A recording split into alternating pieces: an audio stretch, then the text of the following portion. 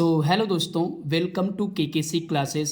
आई hope कि आप सभी लोग बढ़िया होंगे। दोस्तों, ऐसी आशा करता हूं कि आपकी स्टडी भी अच्छी चल रही होगी। दोस्तों, आज हमारे पास एक बुक है जिसका नाम है दोस्तों चिराग क्वेश्चन बैंक। दोस्तों, चिराग क्वेश्चन बैंक जो है ये अंकित भाटी सर की है, जो कि आप लोग जानते भी होंगे। तो इसी बुक से दोस्तों हम लोग साइंस के जितने भी प्रीवियस क्वेश्चन होंगे उनको दोस्तों हम लोग रिवाइज करेंगे। दोस्तों, आपको पता है कि बोर्ड एग्ज़ाम जो है हमारा बहुत नज़दीक आ चुका है। तो ऐसे में दोस्तों अपना सिलेबस जितना आप चीज़ रिवाइज कर पाएँ उतना कर लीजिए, ताकि आप बोर्ड एग्ज़ाम में अच्छा कर पाएँ। ओके दोस्तों, तो दोस्तों टाइम ना वेस्ट करते हुए चलते हैं हम लोग अपने क्वेश्चनों पर। आइए दोस्तों वीडियो की शुरुआत करते हैं। दोस्तों, आज का जो हमारा टॉपिक रहेगा उस टॉपिक का नाम है जीव जनन कैसे करते हैं। दोस्तों, इसको इंग्लिश में बोलते हैं how do organism reproduce. Okay दोस्तों इसमें जितने भी एमसीक्यू यानी कि बहुविकल्पी क्वेश्चन होंगे उनको हम लोग सॉल्व करेंगे। दोस्तों, आपको मैं हर क्वेश्चन के लिए 5 से 10 सेकंड का टाइम दूंगा। उसके बाद दोस्तों आंसर हम बता देंगे। दोस्तों, उसके बाद आप कमेंट करके बताइए कि आप दोस्तों कितने क्वेश्चन सही कर पाएँ। इससे दोस्तों आपको पता चलेगा कि आपकी बोर्ड एग्ज़ाम की तैयारी कितनी अच्छी चल रही है। आइए दोस्तों क्वेश्चन नंबर 1 से शुरुआत करते हैं। दोस्तों, क्वेश्चन नंबर 1 कह रहा है गुलाब के पौधों को उगाने के लिए निम्न में से कौन सी विधि उपयोगी है। आपका दोस्तों ऑप्शन है ए कायिक प्रवर्धन, बी मुकुलन, सी पुनरुद्ध भवन, डी इनमें से सभी। दोस्तों यहाँ पे टाइम ओवर हो चुका है। आपका ऑप्शन यहाँ पे ए सही है। ऑप्शन दोस्तों क्या सही होगा, कायिक प्रवर्धन। ओके दोस्तों, यानी कि गुलाब के पौधों को उगाने के लिए कौन सी विधि उपयोगी है, तो यहाँ पे पहला ऑप्शन सही होगा, यानी कि कायिक प्रवर्धन विधि उपयोगी है। ओके दोस्तों, इसके बाद दोस्तों चलते हैं हम लोग दूसरे क्वेश्चन पे। इसके बाद दोस्तों हमारा दूसरा क्वेश्चन है निम्न में से कौन सुमेलित है। यहाँ पे आपका ऑप्शन ए है विखंडन अमीबा, बी है खंडन ब्रायोफिलम, सी है मुकुलन स्पाइरोगाइरा, डी है कायिक प्रवर्धन हाइड्रा। तो दोस्तों यहाँ पे टाइम ओवर हो चुका है। यहाँ पे दोस्तों आपका ऑप्शन ए सही है, विखंडन अमीबा। दोस्तों आपको पता है यहाँ पे दोस्तों कहना ये चाहता है कि अमीबा में जो प्रजनन होता है वो किसके द्वारा होता है, तो विखंडन प्रक्रिया द्वारा होता है। ओके दोस्तों, बाकी आपके जो यहाँ पे ऑप्शन हैं वो सुमेलित नहीं है। ओके दोस्तों, इसके बाद दोस्तों हमारा तीसरा क्वेश्चन है। तीसरा क्वेश्चन कह रहा है द्विविखंडन विधि द्वारा जनन होता है। ऑप्शन ए पैरामीशियम में, बी अमीबा में, सी यूग्लिना में, या डी उपयुक्त में से सभी में। तो यहाँ पे दोस्तों टाइम ओवर हो चुका है। यहाँ पे आपका ऑप्शन सही है उपयुक्त सभी, यानी कि सभी में जो है द्विविखंडन विधि द्वारा जनन होता है। इसके बाद दोस्तों हम लोग क्वेश्चन नंबर चौथा सॉल्व करते हैं। दोस्तों क्वेश्चन नंबर चौथा कह रहा है पुष्प के जनन अंग हैं। ऑप्शन ए है बाह्य दलपुंज एवं पुंकेसर, बी ऑप्शन है दलपुंज एवं स्त्री केसर, सी ऑप्शन है पुंकेसर एवं स्त्री केसर। इसके बाद दोस्तों आपका डी ऑप्शन है स्त्री केसर एवं दलपुंज। तो दोस्तों यहाँ पे टाइम ओवर हो चुका है। यहाँ पे आपका ऑप्शन सी सही है। यहाँ पे आपका ऑप्शन क्या सही होगा, सी, यानी कि पुंकेसर एवं स्त्री केसर जो हैं पुष्प के जनन अंग होते हैं। ओके दोस्तों, इसके बाद दोस्तों हम लोग चलते हैं अगले क्वेश्चन पे। दोस्तों हमारा अगला क्वेश्चन है क्वेश्चन नंबर 5। क्वेश्चन नंबर 5 कह रहा है जीवों में अपने कायिक भाग से नए जीव के निर्माण की क्षमता को कहा जाता है। ऑप्शन ए विखंडन, बी मुकुलन, सी पुनरुद्ध भवन, डी खंडन। तो यहाँ पे दोस्तों टाइम ओवर हो चुका है। यहाँ पे आपका ऑप्शन सही है सी, यानी कि पुनरुद्ध भवन। दोस्तों पुनरुद्ध भवन को पुनर्जनन भी कहते हैं। दोस्तों हमारा अगला क्वेश्चन है क्वेश्चन नंबर 6। क्वेश्चन नंबर 6 कह रहा है निम्न में से कौन बीज में परिवर्तित होता है। आपका ऑप्शन है ए बीजांड, बी वर्तिकाग्र, सी वर्तिका, डी परागकण। तो दोस्तों यहाँ पे टाइम ओवर हो चुका है। यहाँ पे आपका ऑप्शन ए सही है, बीजांड। तो दोस्तों बीज में कौन परिवर्तित होता है, तो बीजांड परिवर्तित होते हैं। दोस्तों बीजांड कहाँ पाए जाते हैं, तो अंडाशय में पाए जाते हैं। इसके बाद दोस्तों हमारा अगला क्वेश्चन है क्वेश्चन नंबर 7। क्वेश्चन कह रहा है एकल पौधे से अनेक पौधे संक्रमण मुक्त परिस्थितियों में उत्पन्न करने की तकनीक कहलाती है? ऑप्शन ए बीजाणु समासंघ, बी है उतक संवर्धन, सी है द्विविखंडन, डी लैंगिक जनन। तो दोस्तों यहाँ पे टाइम ओवर हो चुका है। यहाँ पे आपका ऑप्शन बी सही है, यानी कि उतक संवर्धन तकनीक कहलाती है। ओके दोस्तों, तो यहाँ पे आपका ऑप्शन कौन सही हो जाएगा? बी सही हो जाएगा। दोस्तों ये सारे क्वेश्चन बोर्ड एग्जाम में आए हुए हैं 2025 में। ओके दोस्तों, इसके बाद दोस्तों हम लोग क्वेश्चन करते हैं क्वेश्चन नंबर 8। क्वेश्चन नंबर 8 कह रहा है निम्न में कौन सुमेलित है? ओके दोस्तों, आपका ऑप्शन ए है प्लेनेरिया कायिक प्रवर्धन, बी स्पाइरोगाइरा खंडन, सी गन्ना विखंडन, डी अमीबा पुनरुद्ध भवन यानी कि पुनर्जनन। तो दोस्तों यहाँ पे टाइम ओवर हो चुका है। यहाँ पे आपका ऑप्शन बी सही है, यानी कि स्पाइरोगाइरा में खंडन विधि द्वारा प्रजनन होता है। बाकी दोस्तों यहाँ पे सुमेलित नहीं है। ओके दोस्तों, इसके बाद दोस्तों हम लोग चलते हैं क्वेश्चन नंबर 9 पे। दोस्तों क्वेश्चन नंबर 9 हमारा है पुंकेसर में होते हैं। आपका ऑप्शन ए है परागकोश, बी तंतु, सी ए और बी दोनों, या डी ऑप्शन है इनमें से कोई नहीं। तो यहाँ पे दोस्तों टाइम ओवर हो चुका है। यहाँ पे आपका ऑप्शन सी सही हो जाएगा, ए और बी दोनों। ओके दोस्तों, तो दोस्तों पुंकेसर में क्या क्या पाया जाता है? तो परागकोश पाया जाता है और तंतु पाए जाते हैं, तो यानी कि ए और बी दोनों पाए जाएंगे पुंकेसर में। इसके बाद दोस्तों हम लोग चलते हैं अगले क्वेश्चन पे। दोस्तों हमारा अगला क्वेश्चन है क्वेश्चन नंबर 10। क्वेश्चन नंबर 10 कह रहा है दोस्तों पत्तियों द्वारा कायिक प्रजनन होता है। तो पत्तियों द्वारा कायिक प्रजनन किसमें होता है? ए ऑप्शन है पुदीना में, बी है आलू में, सी ब्रायोफिलम में, या डी इनमें से सभी में। तो दोस्तों यहाँ पे टाइम ओवर हो चुका है। यहाँ पे आपका ऑप्शन सी सही होगा, ब्रायोफिलम में। ओके दोस्तों ब्रायोफिलम का पौधा आपने देखा होगा, उसमें जो है पत्तियों में ही पौधे निकलते हैं, यानी कि पत्तियों द्वारा कायिक प्रजनन किसमें होता है?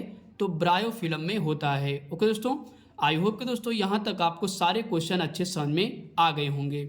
इसके बाद दोस्तों हम लोग क्वेश्चन नंबर 11 करते हैं। दोस्तों क्वेश्चन नंबर 11 कह रहा है पुनरुद्ध भवन होता है। दोस्तों पुनरुद्ध भवन को पुनर्जनन भी कहते हैं। तो किस में होता है? यहाँ पे ऑप्शन आपको 4 में दे रखे हैं, तो आप जज करिए कौन सा आंसर सही है। तो दोस्तों यहाँ पे टाइम ओवर हो चुका है। यहाँ पे आपका ऑप्शन सही है डी, यानी कि पुनरुद्ध भवन जो होता है वो हाइड्रा और प्लेनेरिया में होता है। तो यहाँ पे आपका ऑप्शन डी सही हो जाएगा। ओके दोस्तों, इसके बाद दोस्तों हम लोग क्वेश्चन नंबर 12 करते हैं। दोस्तों क्वेश्चन नंबर 12 कह रहा है परागकोश में पाया जाता है। ऑप्शन ए है बाह्यदल, बी है अंडाशय, सी है परागकण, डी है बीजांड। तो यहाँ पे दोस्तों टाइम ओवर हो चुका है। यहाँ पे आपका ऑप्शन सी सही है, परागकण। तो दोस्तों परागकोश में क्या पाया जाता है? तो परागकण पाए जाते हैं। इसके बाद दोस्तों हम लोग चलते हैं क्वेश्चन नंबर 13। दोस्तों क्वेश्चन नंबर 13 कह रहा है पत्र प्रकलिकाएं पाई जाती हैं। ऑप्शन ए ब्रायोफिलम में, बी सरसों में, सी पुदीना में, डी सभी में। तो दोस्तों यहाँ पे टाइम ओवर हो चुका है। यहाँ पे आपका ऑप्शन ए सही है, यानी कि ब्रायोफिलम में। तो पत्र प्रकलिकाएं किसमें पाई जाती हैं? तो ब्रायोफिलम में पाई जाती हैं। इसके बाद दोस्तों हम लोग चलते हैं क्वेश्चन नंबर 14। क्वेश्चन नंबर 214 कह रहा है निम्न में से कौन सा पौधा एक लिंगी है? ऑप्शन ए हिबिस्कस, बी पपीता, सी सरसों, डी मटर। तो दोस्तों यहाँ पे टाइम ओवर हो चुका है। यहाँ पे आपका ऑप्शन बी सही है, यानी कि पपीता में। तो दोस्तों पौधा एक लिंगी इसमें से कौन सा है? तो पपीता है। हिबिस्कस दोस्तों गुड़हल को बोलते हैं। इसके बाद दोस्तों हम लोग क्वेश्चन नंबर 15 करते हैं। दोस्तों क्वेश्चन नंबर 15 कह रहा है निम्न में से कौन मादा जनन तंत्र का भाग नहीं है? आपका ऑप्शन ए है अंडाशय, बी गर्भाशय, सी शुक्रवाहिनी, डी अंडवाहिनी। तो यहाँ पे दोस्तों टाइम ओवर हो चुका है। यहाँ पे आपका ऑप्शन सही है सी, यानी कि शुक्रवाहिनी। दोस्तों अंडाशय, गर्भाशय, अंडवाहिनी ये मादा जनन तंत्र के भाग हैं, और शुक्रवाहिनी जो है वो नर जनन तंत्र का भाग है। ओके दोस्तों, इसके बाद दोस्तों अगला क्वेश्चन है क्वेश्चन नंबर 16। दोस्तों क्वेश्चन नंबर 16 कह रहा है अलैंगिक जनन मुकुलन द्वारा किसमें होता है? Option A amoeba, B yeast, C plasmodium, D leishmania. तो दोस्तों यहाँ पे टाइम ओवर हो चुका है। यहाँ पे आपका ऑप्शन बी सही है, यानी कि ईस्ट में। ओके दोस्तों, तो अलैंगिक जनन मुकुलन द्वारा किसमें होता है? तो ईस्ट में होता है। इसके बाद दोस्तों हमारा अगला क्वेश्चन है क्वेश्चन नंबर 17। क्वेश्चन नंबर 17 कह रहा है मानव जनन तंत्र के किस भाग में कॉपर टी लगाई जाती है? ऑप्शन ए गर्भाशय में, बी अंडवाहिनी में, सी अंडाशय में, डी यौन में। तो दोस्तों यहाँ पे टाइम ओवर हो चुका है। यहाँ पे आपका ऑप्शन ए सही है, यानी कि गर्भाशय में। ओके दोस्तों, तो मानव जनन तंत्र के किस भाग में कॉपर टी लगाई जाती है? तो गर्भाशय में, यानी कि ए ऑप्शन सही हो जाएगा। इसके बाद दोस्तों हम लोग क्वेश्चन नंबर 18 सॉल्व करते हैं। दोस्तों क्वेश्चन नंबर 18 कह रहा है नर जनन अंग से संबंधित ग्रंथि है। आपका ऑप्शन ए है एपिडिडमाइसिस, बी एड्रिनल ग्रंथि, सी प्रोस्टेट ग्रंथि, डी ऑप्शन है अग्न्याशय। तो यहाँ पे दोस्तों टाइम ओवर हो चुका है। यहाँ पे आपका ऑप्शन सी सही है, यानी कि प्रोस्टेट ग्रंथि। ओके दोस्तों, तो यहाँ पे नर जनन अंग से संबंधित ग्रंथि कौन सी है? तो प्रोस्टेट ग्रंथि है। इसके बाद दोस्तों हम लोग अगला क्वेश्चन करते हैं। अगला क्वेश्चन है क्वेश्चन नंबर 19। शुक्राणुओं का निर्माण होता है। आपका ऑप्शन ए है शुक्रवाहिका में, बी अंडाशय में, सी वृषण में, डी यकृत में। तो दोस्तों यहाँ पे टाइम ओवर हो चुका है। यहाँ पे आपका ऑप्शन सी सही है, यानी कि वृषण में।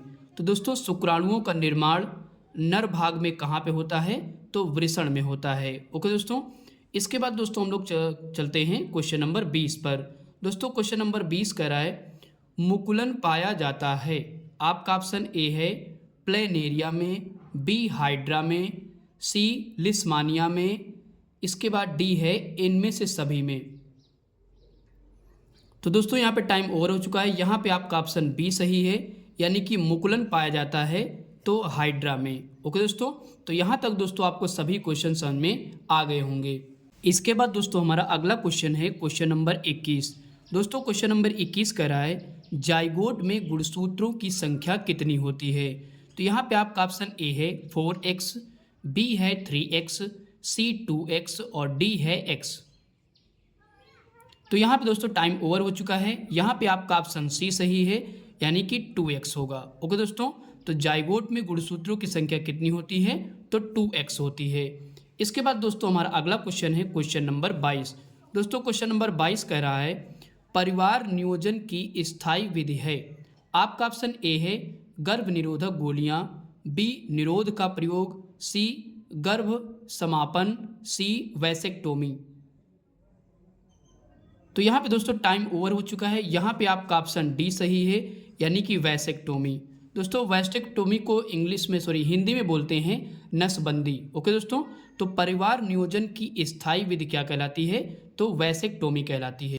इसके बाद दोस्तों हम लोग क्वेश्चन नंबर 23 करते हैं। दोस्तों क्वेश्चन नंबर 23 कह रहा है निषेचन के बाद पुष्प का कौन सा भाग फल में बदल जाता है? तो आपका ऑप्शन ए है पुंकेसर, बी वर्तिका, सी अंडाशय, डी बीजांड। तो यहाँ पे दोस्तों टाइम ओवर हो चुका है। यहाँ पे आपका ऑप्शन सी सही है, यानी कि अंडाशय। ओके दोस्तों, तो ध्यान रखिएगा ये क्वेश्चन कई बार एग्जाम में आ चुका है। तो क्वेश्चन कह रहा है निषेचन के बाद पुष्प का कौन सा भाग फल में बदल जाता है? तो यहाँ पे आपका ऑप्शन सही होगा अंडाशय। दोस्तों अंडाशय में ही बीजांड पाए जाते हैं। इसके बाद दोस्तों हमारा अगला क्वेश्चन है क्वेश्चन नंबर 24। दोस्तों क्वेश्चन नंबर 24 कह रहा है पराग नलिका में नर युग्मक की संख्या होती है। आपका ऑप्शन ए 2, बी 3, सी 1 और डी ऑप्शन है 8। तो यहाँ पे दोस्तों टाइम ओवर हो चुका है। यहाँ पे आपका ऑप्शन ए सही, यानी कि 2। तो पराग नलिका में नर युग्मक की संख्या कितनी होती है? तो 2 होती है। इसके बाद दोस्तों हमारा अगला क्वेश्चन है क्वेश्चन नंबर 25। दोस्तों क्वेश्चन नंबर 25 कह रहा है द्विनिषेचन विशेष लक्षण है। ऑप्शन ए है जंतुओं का, बी अनावृत बीजी पादपों का, सी शैवालों का, डी आवृत बीजी पादपों का। तो दोस्तों यहाँ पे टाइम ओवर हो चुका है। यहाँ पे आपका ऑप्शन डी सही है, यानी कि आवृत बीजी पादपों का। ओके दोस्तों, इसके बाद दोस्तों हमारा अगला क्वेश्चन है क्वेश्चन नंबर 26। दोस्तों क्वेश्चन नंबर 26 कह रहा है मानव भ्रूण किससे पोषण प्राप्त करता है। ऑप्शन ए है वृक्क, बी ऑप्शन है फेलोपियन, सी है अंडाशय, डी है प्लेसेंटा। तो यहाँ पे दोस्तों टाइम ओवर हो चुका है। यहाँ पे आपका ऑप्शन सही है डी, यानी कि मानव भ्रूण जो है किसके द्वारा पोषण प्राप्त करता है, तो प्लेसेंटा के द्वारा। दोस्तों जब गर्भाशय में भ्रूण होता है तो उसको जो पोषण मिलता है वो प्लेसेंटा के द्वारा ही प्राप्त होता है। इसके बाद दोस्तों हम लोग क्वेश्चन नंबर 27 करते हैं। क्वेश्चन नंबर 27 कह रहा है कायिक जनन किसके द्वारा संभव है। ऑप्शन ए जड़ों से, बी तनों से, सी पत्तियों से, डी इनमें से सभी से। तो दोस्तों यहाँ पे टाइम ओवर हो चुका है। यहाँ पे दोस्तों आपका ऑप्शन डी सही है, यानी कि इन सभी से। तो दोस्तों कायिक जनन जो होता है वो जड़ से, तना से और पत्तियों से, तीनों के द्वारा होता है। ओके दोस्तों, इसके बाद हमारा अगला क्वेश्चन है क्वेश्चन नंबर 28। क्वेश्चन नंबर दोस्तों 28 कह रहा है अलैंगिक जनन द्विखंडन विधि द्वारा होता है। ऑप्शन ए अमीबा में, बी प्लाज्मोडियम में, सी ब्रायोफिलम में, डी आलू में। तो दोस्तों यहाँ पे टाइम ओवर हो चुका है। यहाँ पे आपका ऑप्शन ए सही है, यानी कि अमीबा में। ओके दोस्तों, तो अलैंगिक जनन द्विखंडन विधि द्वारा किसमें होता है, तो अमीबा में होता है। इसके बाद दोस्तों हमारा अगला क्वेश्चन है क्वेश्चन नंबर 29। दोस्तों क्वेश्चन नंबर 29 कह रहा है सामान्य एक लिंगी नर पुष्प में नहीं पाया जाता है। ऑप्शन ए है वर्तिकाग्र, बी बाह्यदल, सी पुंकेसर, डी इनमें से कोई नहीं। तो यहाँ पे दोस्तों टाइम ओवर हो चुका है। यहाँ पे आपका ऑप्शन ए सही है, यानी कि वर्तिकाग्र। तो सामान्य एक लिंगी नर पुष्प में वर्तिकाग्र नहीं पाया जाता है। इसके बाद दोस्तों हम लोग चलते हैं क्वेश्चन नंबर 30 पे। दोस्तों क्वेश्चन नंबर 30 कह रहा है पुरुषों में लिंग गुणसूत्र होते हैं। तो ऑप्शन ए है XY, बी XX, सी X और डी Y। तो यहाँ पे दोस्तों टाइम ओवर हो चुका है। यहाँ पे आपका ऑप्शन ए सही है, यानी कि XY। ओके दोस्तों, तो पुरुषों में लिंग गुणसूत्र होते हैं XY, और अगर आपसे पूछे स्त्री में लिंग गुणसूत्र होते हैं तो XX हो जाएंगे। ओके दोस्तों, इसके बाद दोस्तों हमारा अगला क्वेश्चन है क्वेश्चन नंबर 31। दोस्तों क्वेश्चन नंबर 31 कह रहा है कौन सा यौन संचारित रोग है। तो ऑप्शन ए है HIV या एड्स, बी सिफिलिस, सी गोनेरिया, डी ये सभी। तो दोस्तों यहाँ पे टाइम ओवर हो चुका है। यहाँ पे ये सभी जो हैं वो यौन संचारित रोग हैं। ओके दोस्तों, तो यहाँ पे 3 रोग लिखे गए हैं, कौन कौन से, एड्स है, सिफिलिस है और गोनेरिया है। यानी कि ये सभी रोग जो हैं यौन संचारित रोग हैं। इसके बाद दोस्तों हम लोग क्वेश्चन नंबर 32 करते हैं। दोस्तों क्वेश्चन नंबर 32 कह रहा है पुष्प के कितने भाग होते हैं। आपका ऑप्शन ए है 3, बी 5, सी 4, डी 6। तो यहाँ पे दोस्तों टाइम ओवर हो चुका है। यहाँ पे आपका ऑप्शन सी सही है, यानी कि 4। तो दोस्तों पुष्प के 4 भाग होते हैं, कौन कौन से। सबसे पहला होता है बाह्य दलपुंज, दूसरा होता है दलपुंज, और तीसरा होता है पुंकेसर, और चौथा हमारा होता है स्त्री केसर। ओके दोस्तों, तो इस तरीके से मिला करके पुष्प के 4 भाग बनते हैं। इसके बाद दोस्तों हमारा अगला क्वेश्चन है क्वेश्चन नंबर 33। दोस्तों क्वेश्चन नंबर 33 कह रहा है अमीबा, स्पाइरोगाइरा तथा ईस्ट के जनन का सामान्य लक्षण है। तो दोस्तों आपको 4 ऑप्शन यहाँ पे दिए गए हैं, तो आप जज करिए और आंसर बताइए कौन सा होगा। तो यहाँ पे दोस्तों टाइम ओवर हो चुका है। यहाँ पे आपका ऑप्शन सी सही है, यानी कि ये अलैंगिक रूप से जनन करते हैं। ये तीनों दोस्तों, पहला हमारा है अमीबा, दूसरा स्पाइरोगाइरा और तीसरा है ईस्ट। ये तीनों दोस्तों क्या करते हैं, अलैंगिक रूप से जनन करते हैं। ओके दोस्तों, आई होप कि दोस्तों यहाँ तक आपको सारे क्वेश्चन समझ में आ गए होंगे। इसके बाद दोस्तों हमारा अगला क्वेश्चन है क्वेश्चन नंबर 34। दोस्तों क्वेश्चन नंबर 34 कह रहा है सामान्यतः मादा जनन नली के किस भाग में निषेचन होता है। तो यहाँ पे दोस्तों ऑप्शन ए है फेलोपियन नलिका, बी है अंडाशय, सी यौन, डी है गर्भाशय। तो तो यहाँ पे दोस्तों टाइम ओवर हो चुका है। यहाँ पे आपका ऑप्शन ए सही है, यानी कि फेलोपियन नलिका। तो यहाँ पे ए ऑप्शन आपका सही हो जाएगा। दोस्तों यहाँ पे एक शब्द आया है निषेचन। दोस्तों निषेचन किसे कहते हैं? जब दोस्तों फेलोपियन नलिका में अंडाणु एवं शुक्राणु आपस में मिलते हैं तो इस प्रक्रिया को निषेचन कहते हैं। ओके दोस्तों हमेशा ध्यान रखिएगा, जो निषेचन होता है वो फेलोपियन नलिका में ही होता है। दोस्तों फेलोपियन नलिका के अन्य नाम हैं डिंबवाहिनी तथा अंडवाहिनी। तो इसके बाद दोस्तों हम लोग चलते हैं अगले क्वेश्चन पे। दोस्तों हमारा अगला क्वेश्चन है क्वेश्चन नंबर 35। दोस्तों क्वेश्चन नंबर 35 इस वीडियो का अंतिम क्वेश्चन है। तो यहाँ पे दोस्तों क्वेश्चन कह रहा है मानव में यौवना आरंभ किस आयु के मध्य प्राप्त होता है? ऑप्शन ए 13 से 14 वर्ष, बी लगभग 21 वर्ष, सी 10 से 11 वर्ष, डी है लगभग 18 वर्ष। तो यहाँ पे दोस्तों टाइम ओवर हो चुका है। यहाँ पे आपका ऑप्शन ए सही है, यानी कि 13 से 14 वर्ष की आयु में यौन आरंभ प्रारंभ हो जाता है। ओके दोस्तों, तो दोस्तों यहाँ पे हमने 35 क्वेश्चन टोटल इस टॉपिक में थे, हमने कवर कर लिए हैं। ये सारे दोस्तों प्रीवियस क्वेश्चन थे जो आपके बोर्ड एग्जाम में आए हुए हैं। ओके दोस्तों, तो दोस्तों इस वीडियो को आप 1 से 2 बार जरूर देखिए ताकि आपको सारे क्वेश्चन अच्छे से रिवाइज हो जाएं। ओके दोस्तों, यही क्वेश्चन बार बार एग्जाम में रिपीट होते रहते हैं। तो दोस्तों वीडियो कैसा लगा कमेंट करके ज़रूर बताइए। Thanks for watching video.